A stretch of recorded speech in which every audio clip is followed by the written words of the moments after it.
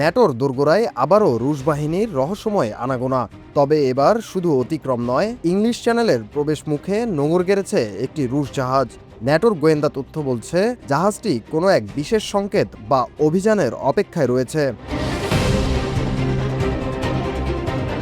রহস্যের কেন্দ্রে থাকা এই জাহাজটির নাম PM-82। এটি মূলত রাশিয়ার আমুর ক্লাস রিপেয়ার শিপ, যা যুদ্ধজাহাজ ও সাবমেরিন রক্ষণাবেক্ষণে ব্যবহৃত একটি ভাসমান প্ল্যাটফর্ম। শান্ত এই জলপথে হঠাৎ কেন এই মেরামতি জাহাজের উপস্থিতি, এই নিয়েই বিশ্লেষকদের কপালে এখন চিন্তার ভাঁজ। ন্যাটো ম্যারিটাইম কমান্ডের তথ্য মতে 122 মিটার দীর্ঘ এই দানবীয় জাহাজটি ব্রিটিশ উপকূল থেকে মাত্র 50 কিলোমিটার দূরে অবস্থান নিয়েছে।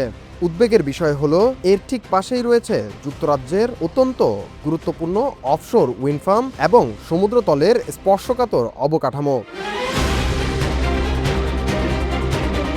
ন্যাটোর একজন জ্যেষ্ঠ কর্মকর্তা জানিয়েছেন, জাহাজটি সেখানে অপেক্ষারত অবস্থায় আছে।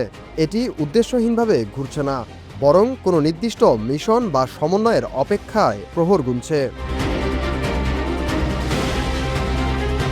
রহস্য আরও ঘনীভূত হয় একই এলাকায় রুশ পতাকাবাহী ট্যাঙ্কার গ্যাফেস্টের উপস্থিতিতে।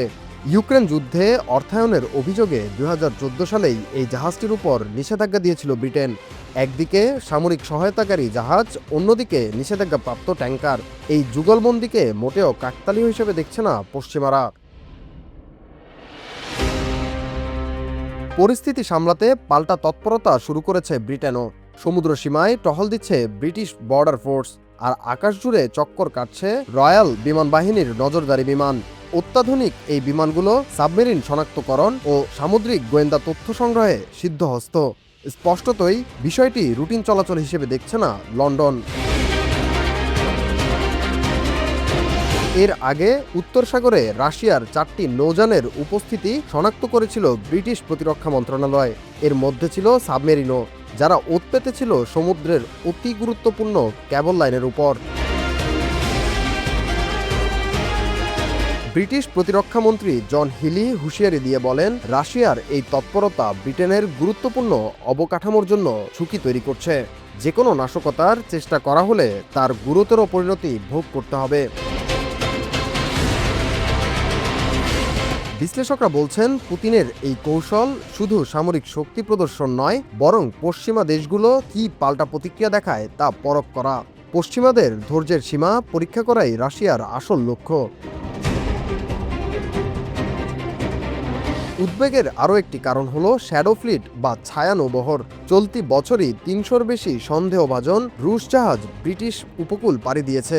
অভিযোগ ওঠে, নিষেধাজ্ঞার চোখরাঙানি এড়িয়ে তেল ও সমরাস্ত্র পরিবহনে এই গোপন নেটওয়ার্ক ব্যবহার করছে মস্কো। প্রধানমন্ত্রী কিয়ার স্টারমার এই ছায়ানৌবহরের বিরুদ্ধে কড়া ব্যবস্থার হুঁশিয়ারি দিলেও বাস্তবে এখনও কোনো বড় পদক্ষেপ দেখা যায়নি। এই সুযোগটি পুরোদমে কাজে লাগাচ্ছে মস্কো। ধারণা করা হচ্ছে, ঠিক কোন বিন্দুতে ন্যাটো বা ব্রিটেন সরাসরি বাধা দেয় তা দেখতে চাইছে পুতিন বাহিনী। ইংলিশ চ্যানেলে রুশ জাহাজের এই অপেক্ষা হয়তো এখনই বড় কোনো হামলা নয়, কিন্তু এটি এক ধরনের কৌশল। ইউক্রেনের রণাঙ্গন ছাড়িয়ে পুতিন এখন উত্তাপ ছড়াচ্ছেন ইউরোপের জলসীমায়। পশ্চিমাদের সঙ্গে এখন মনস্তাত্ত্বিক খেলায় মত্ত মস্কো।